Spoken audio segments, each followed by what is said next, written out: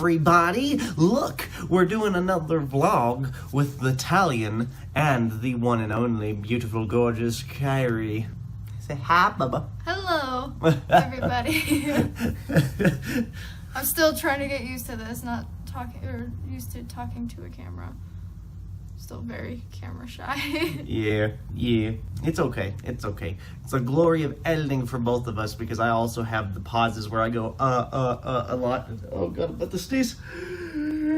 Oh God. So, we have a more darker topic for this vlog. It's gonna be mainly us talking about, well, you go ahead and say it, Bubba. My, paranormal experiences and things that he got to experience with me. It's crazy shit. That's what I'm gonna say. It's crazy shit. It is and has been a wild ride for us all. So, kind of like how it all started for me when I started experiencing it, and how, and just kind of going over the timeline from when it started to basically now. And things we still have to look forward to. Okay, so how did it start? Okay. So I guess when I was 13 years old, my dumbass self decided that me and my girlfriend at the time, we decided to play with a Ouija board. And we were sitting up in her room. We lit up some candles around us. I honestly don't remember like full details, like how many candles, whatever. Lit up some candles around us. I know there's like a certain amount that you have to do for whatever you're trying to like conjure, I guess. And so we lit up some candles, turned off all the lights. It was about 2 o'clock in the morning when we did this. And we started playing with the Ouija board, and again, I don't remember full details. I don't remember everything that we were asking, what we were talking about, and stuff like that. But I do remember it was interacting with us as we were playing with it. And the candles around us blew out. And we got totally spooked. We could hear footsteps up and down the hall. So we got freaked out. We didn't like properly close the Ouija board like you're supposed to. Close it by saying something. I can't remember. Just goodbye? Isn't it you just say goodbye to it? There's like some kind of like ritual around it. Like you have to say like a certain kind of like a prayer or something. Huh. And then you say goodbye, and then you like close the Ouija board, put it away. If it's something bad, like if you've summoned some like evil spirits, then you have to burn the Ouija board after closing it. We didn't do that. And so she just closed it up, put it in the box, put it back in her closet. I think she ended up later on throwing it away. And then there's like some parts of that night that were kind of a blur, but I do remember we did kind of like we were hearing kind of voices, footsteps, doors opening and closing. And so that was the first of it. And like I said, I don't remember what happened the rest of the night, because when I was 13 years old, that was 12 years ago. Oh God, I feel so old. So, how did you learn its name when you first did it? Did you feel something after you did the Ouija board? Did you feel something attached to you? Not necessarily attached to me. I think it was mostly attached to her. Because she started to go through some dark shit during like the next like 2 years. She was really experiencing some bad juju, and mine wasn't too bad until I was about 15 years old. So I don't know what she did, because she and I kind of lost contact after. This was when I was living in California, and after I moved to Utah. I don't know what she did. We lost contact, and that was like when it followed me. But my mom also had it, like something following her as well. And because my mom, she also played with the Ouija board around the same age that like I was when she was that age, and she had the Satanic Bible as well. That'd do it. That'd do it. Yeah. That'd get the demons on you. So she had the Satanic Bible, and she played with a lot of dark magic. And yeah, that'd do it. something interesting too that I learned with like my family history is, again, I don't remember full details about this, but I talked to my family about this, and it was either my great-great-grandma and my great-grandma. So I'm just gonna tell it like that's how it is, so even if I'm wrong. But my great-great-grandma was a black witch, and she practiced black magic, and she had done a lot of really horrible things in her time. And I believe at one point she ended up murdering a child, like kind of like a sacrifice type of thing. And she put a curse on the family, and she like basically cursed like the kids, great grandkids, and so on and so forth, and basically trying like to put a hex on the family line as it continues. And my great grandma was a white witch, and she practiced white magic and tried blessing us, and she made sure to keep a blessing on us to make sure that bad things wouldn't come our way, kind of like a protection spell. And she was all about that, and they were just kind of going head to head with between curse and blessings and stuff like that, and protection. And so that kind of also fell into our family, that put something on my mom and on myself. So on top of playing with the Ouija board and getting into that crap, it definitely didn't help our case. And so my mom loved to play with the darker spirits, and so something had kind of always been attached to her since she was about 13 years old as well. And so something had always been following her, and one night my mom, so jumping back to when I was 15 years old, my mom and me both heard it call our names in our sleep, and he told us who he was in our sleep. So that's how we end up finding out what his name was. How old were you at this time? 15. Oh, okay. Yeah, I was 15. I was living with my mom. My mom ended up, she would have like these handprint, like huge handprint bruises on her thighs.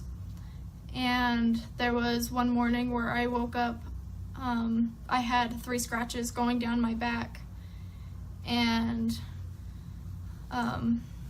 I would also end up getting these strange bruises on my thighs as well that were like, they weren't quite like full hand size. They were like bigger than your hands. Jesus. Your hands are pretty hands. big, yeah. But they were like where like the fingers would be, so it was like the fingerprint bruises. There was like one, like a thumbprint kind of like on the inside of my thigh, and then like the other 4 kind of like more the outside, so it was like whole freaking thigh.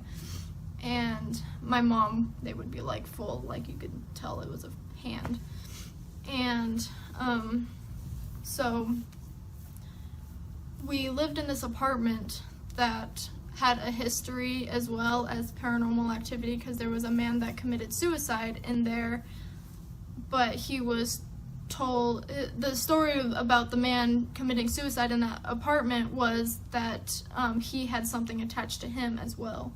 So they're thinking that maybe something had possessed him to cause him to kill himself, and it like drove to a divorce and him losing like his wife and kids, and something took over him that caused him to commit suicide in that apartment. And then there were times as well that I was there that we would also experience the same thing. And I remember one time that the light turned, my mom turned off the light and she left the room, and the light turned back on, and I called for her. She comes running back in, and I'm still in the same spot, and she sees that the light is on, and before she could turn it back off, the light turned off by itself, and we both watched the light switch flick down to turn off.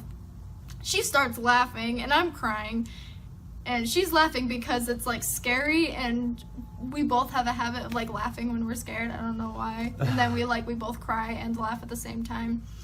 And after, there was a certain point where when I had my own bedroom in this apartment, I was home alone, and my mom, when she would wake me up, she would try to wake me up in the most gentle way. Otherwise, I would kind of like act out violently without meaning to. It's part of a problem that I've always had growing up, like being startled or something, you know.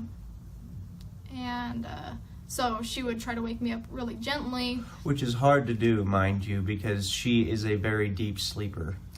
I'm surprised you wake up with me like accidentally hitting you in the face because I'm asleep, like going boom. Because I try to like go, Jess, wake up! And then she won't freaking wake. She'll go, But yeah, so she would try to like wake me up in the most gentle way. So like one of the ways that she would wake me up is she would like crawl into the bed with me, and she would, it was always something really sweet. It was like kind of like by a song that she would sing to me to wake me up. I was like 15 years old. And so I was facing the wall, and I was kind of like half asleep, half awake, because I was already starting to wake up, and I felt somebody crawling into the bed behind me. And so I said, Mom, I don't want to wake up right now. It's too early. Just let me sleep for a little bit longer. Just let me lay here. And nobody said anything back. And so I like felt pressure like way down on the bed behind me, like somebody laid down behind me. I thought, okay, maybe she was just gonna take a nap or something, because she had a habit of doing that as well, where we would sleep in the same bed. It sounds weird. And then the blankets started to be pulled off of me. I said, Mom, no, not right now. And it still kept going. The blankets still were like, it was like slowly being pulled off of me. So I said, Mom, still no response. So I jumped up and I looked over, and there was nobody there.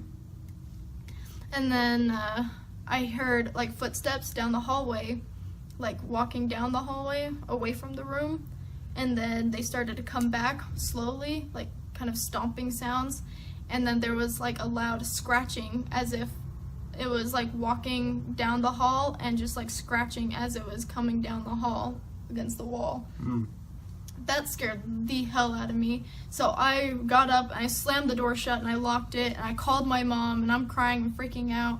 And she said that they were over at my grandparents' house, and they asked if I wanted to go along, and I was like, just please come home and pick me up. And that was the end of that day. But after that, I didn't want to be in that room anymore.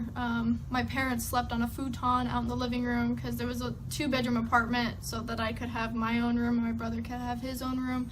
My parents just slept out in the living room on the futon, which is basically, for those of you who don't know what a futon is, it's just a couch that folds and turns into a bed. Yeah. And so there was a point where after that I was like, I don't want to be in this room anymore. I need to be out somewhere in the open. And so my parents switched me. My parents took that bedroom, and I slept out in the living room. And then there were times as well where the lights would turn on and off out there. I could hear doors opening and closing by themselves. And there was one time too that was really cool. It was me and my mom on the Xbox 360. There's a Kinect that you attach to, and the Kinect is the camera.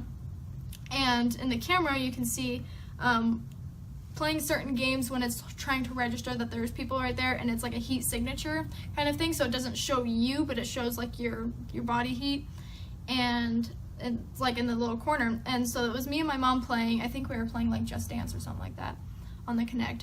And so it was me and my mom, and then it was just her and I there at the time. And in the hallway, you could see there was like a doorway right here by us. You could see another heat signature body standing there. And we were like looking over, trying to find somebody there. We couldn't see anybody, but the camera was picking up someone there. There was one time too that we left the Kinect on. Is also like in the Paranormal Activity movie, I can't remember which one it was when they were It's kids. like the third one or something. Yeah, right? where they also had the Connect, and it kind of like had the night vision where it like showed the dots and stuff, and you could see like something passing through. We did the same thing to test it out, and we caught pretty much the same thing. That was pretty freaky. And then there was one night, it was about 3 o'clock in the morning. I was sleeping out in the living room. About 3 o'clock in the morning, I remember feeling something, like somebody enter into the room, like you can feel someone's presence that's there. And I felt somebody come into the room, and then I felt somebody touch the top of my head, like it was so gentle, it was like that. And as soon as somebody touched the top of my head, I like felt this weird flush, like kind of like my body going paralyzed, like experiencing sleep paralysis. But it like flushed straight down, and it was like kind of slowly too, like life was like exiting my body, and it was just like everything started to go numb from the top, and it traveled all the way down to my toes until I was completely paralyzed. And then I just remember blinking and then looking over at my phone, and it said 6:30 in the morning. So there was 3.5 hours gone. That was when I felt stinging on my back, and I went back to sleep. When I woke up, I asked my mom if she could check my back, and she checked my back, and that was when we discovered there was the 3 scratches on my back. So we have no idea what happened in that 3.5 hours that I might have lost. And finally, what did it for us, so it was the last straw, was we had my aunt and uncle who are Catholic. They came and they blessed the house. They were burning sage. They were blessing the house, and we didn't really experience anything for a week. And then my mom was cooking in the kitchen, and I watched the cupboard above her head open up. And luckily, like, she wasn't tall enough, so it didn't hit her head, but it was pretty dang close. And then my mom goes, "Jess," and she looks over at me, like, super shocked, like she could feel somebody there. And then I just, like, watched her hair just totally flip over, and she's, like, freaking out and frozen, and then, like, we're both, like, kind of giggling but freaking out. She starts crying, and so my parents ended up, they were like, "No, we're done with this," and they started looking for another place. And I moved out right before they found another place, as I was 18 then. But that was the end of living there. In the new house, yeah, when we stayed, we were like renting out his parents' basement, and we never experienced anything there because they were LDS, so they made sure the house was always blessed, and it was just always like good spirits that were there. Never experienced anything at their house, so I never had any problems there. But before we got into an apartment, we were kind of homeless for a little bit, and then we were living in a camper, and then we got into an apartment. But when we were living with my parents for a short period of time, I don't know if you want to include that video in here too. That video part. Well, When you edit. there's that. Yeah, I guess so. Just send me that video, and I guess I'll include that in there for a moment.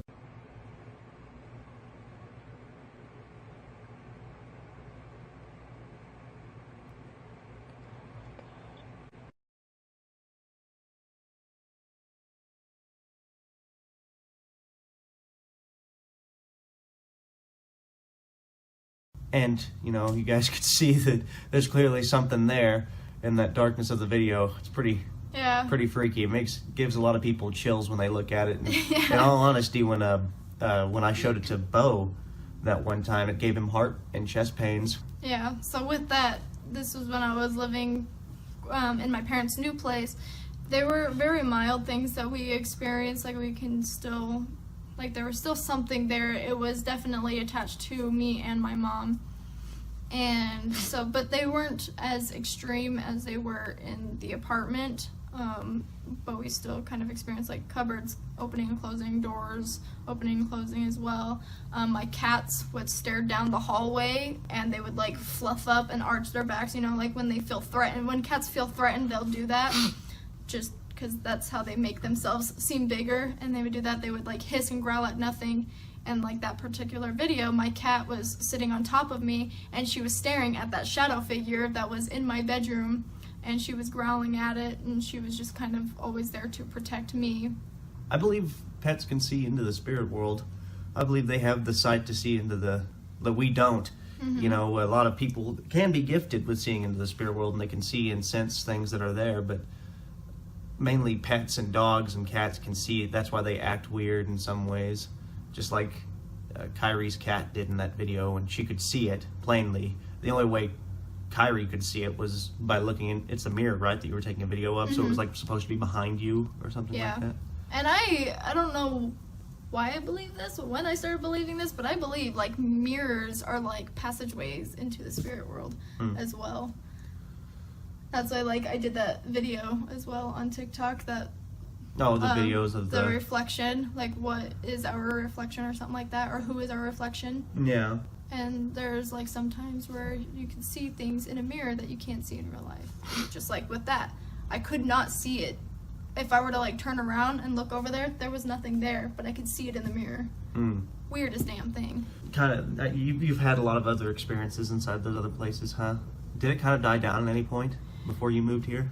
Besides the fact that I believe, we both believe that it was affecting her physically and emotionally and mentally during the whole course of your marriage.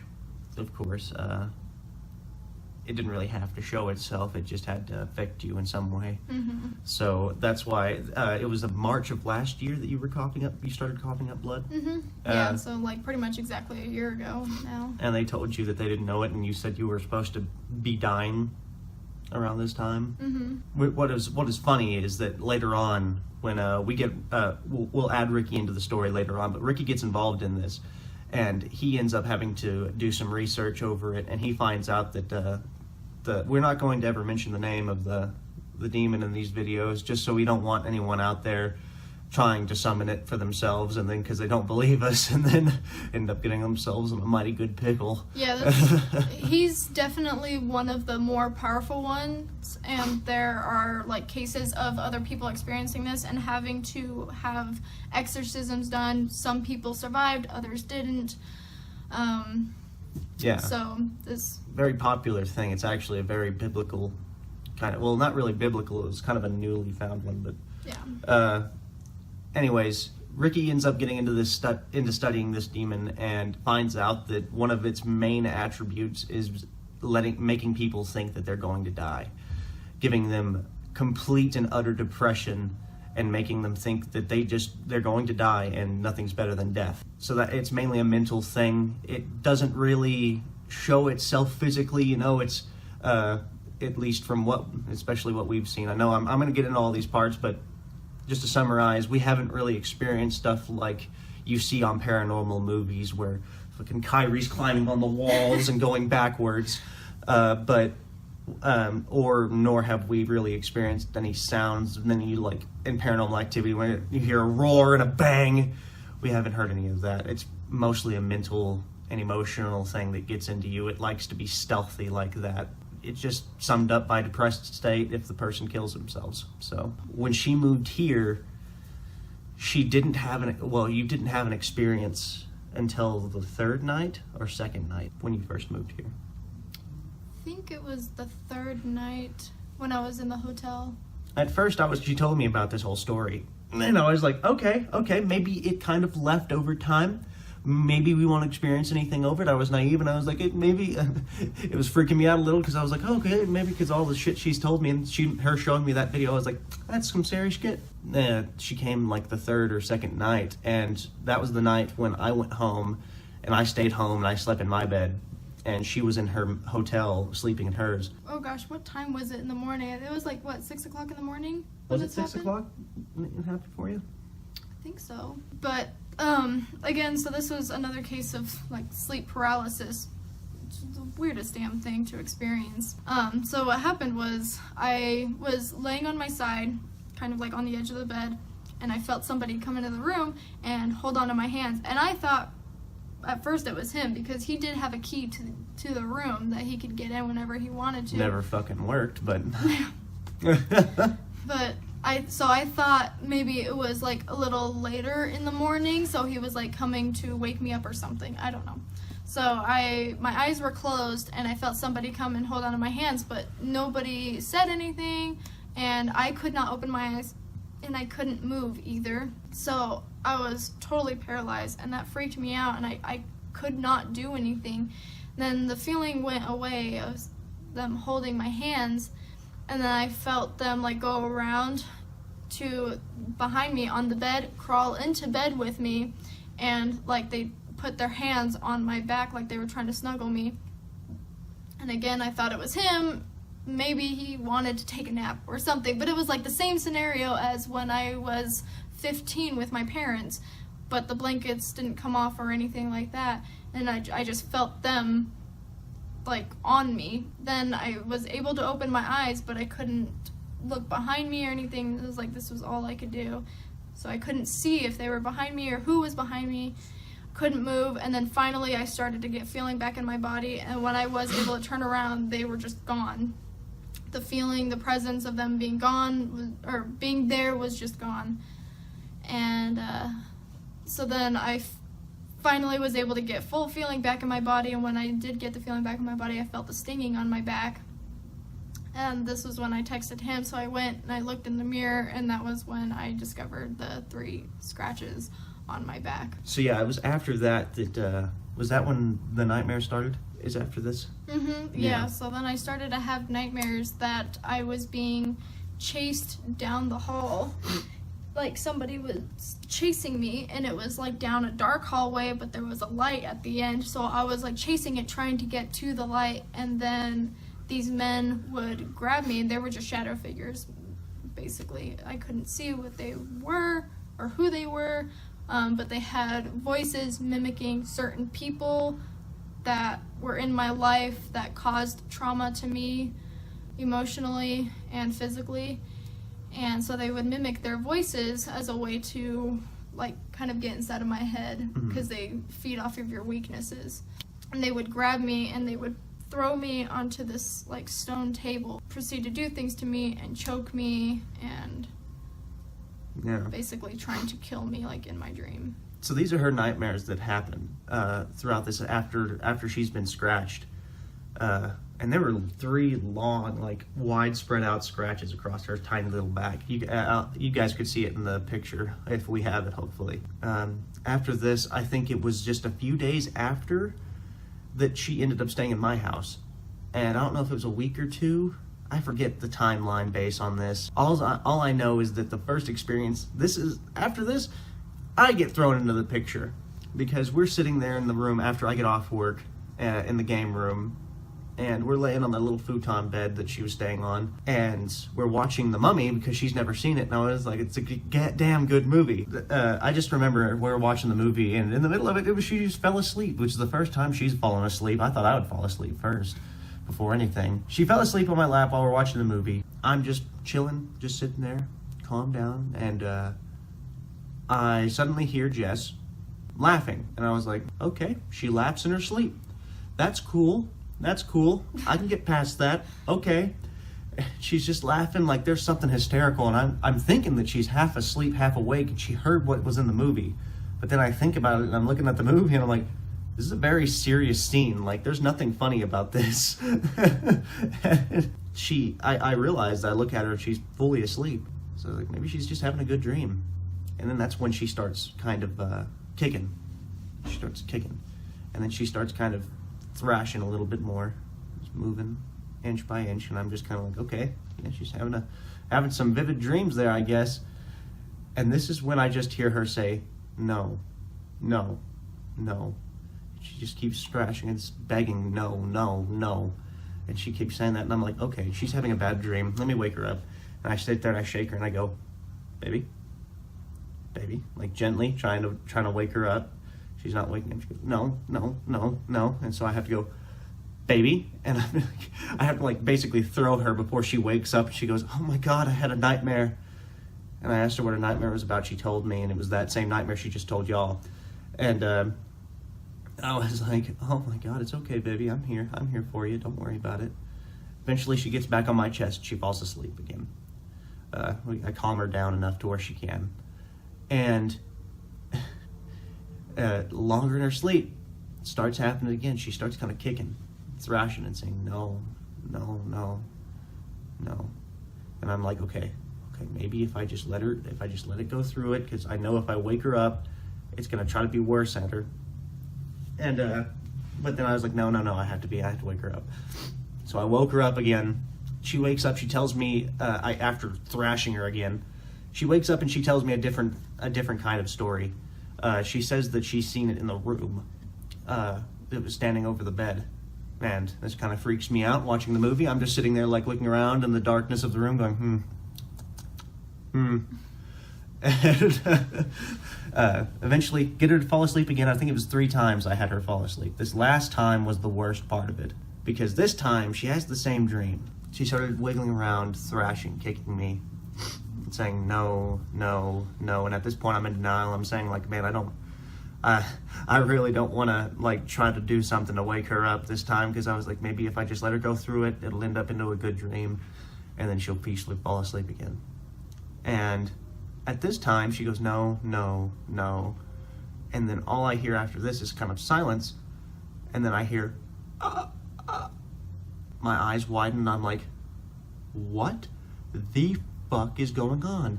And I look at her, and then suddenly she like has her arm like this on me, and then she's eyes closed going, and I'm like, oh my God, she's choking. And I was trying to pat her back on, baby, come on, baby. She's just, and it gets louder and louder. She is being choked, and it sounds like she's being choked by someone. So I'm just tapping her, and I'm shaking her viciously. I'm basically throwing her up and down on the bed, going, baby, wake up, and nothing I do is getting her to wake up. And at this point, I am scared shitless. So I just take her down, and as she's sitting there choking, I take her down like this, and I sit there, and I video recorded this part. I don't think I still have the video, but I'll have to check. But I know that I put her down, and I look into the darkness of the room, and I say, I don't know who you are, but I command you to leave. In the name of Jesus Christ, I command you to leave. Now, finally, she opens her eyes, and she like turns into my chest, and she starts sobbing and telling me what happened.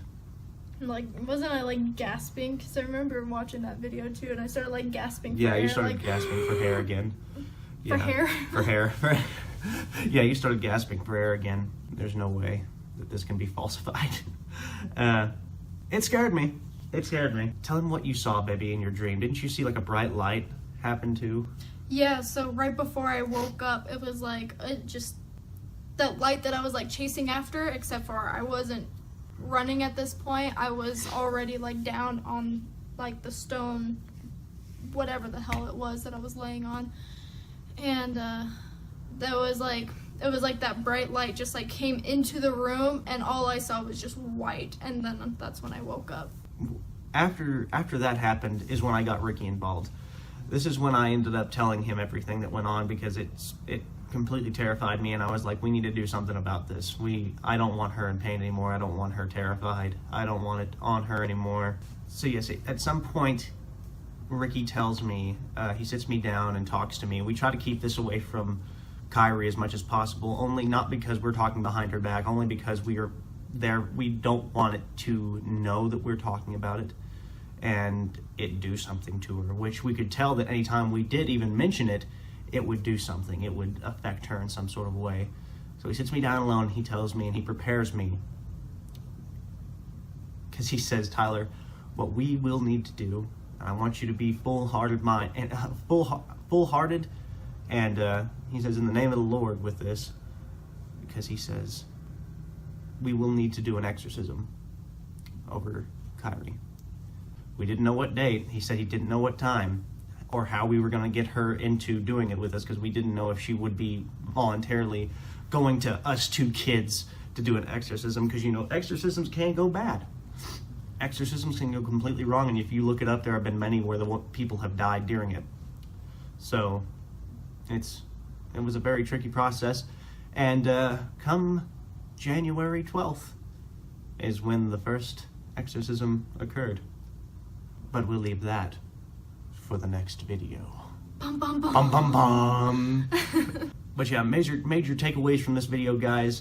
First of all, don't deal with the occult. Because that's how you get demon. Sure, it's cool and you're like, wow, look at this. These cards can tell your future. Or look at this Ouija board. We can communicate to the dead. What I fully believe a Ouija board is, using this board to go through the darkness and the coldness of the paranormal world, of the dead world, and taking a flare gun and firing it into the air.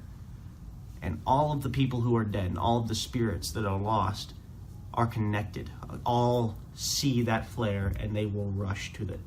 That's why when you do it and you're trying to just contact something in a house that you think is haunted, you end up talking to some freaking woman who died in Connecticut.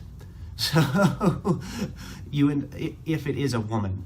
And what a lot of demons will do is they'll use that Ouija board to act as if they're a dead person or a dead child. Just got chills. I know.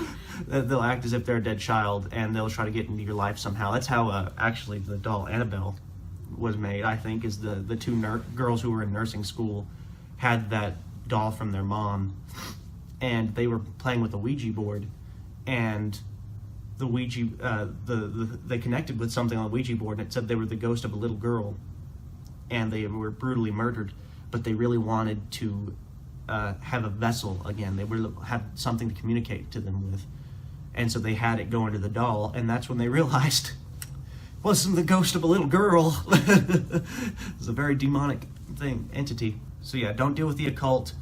Also, do not be scared of it, which is what we learned later on. Fear is what they feed off of. Fear is what they want. And your weaknesses as well. And your weaknesses, which is why they connect through Jess in that way. They try to get to her in her nightmares by mimicking the people who she's feared in life, who have given her trauma in life. That's what they love to see happen to you.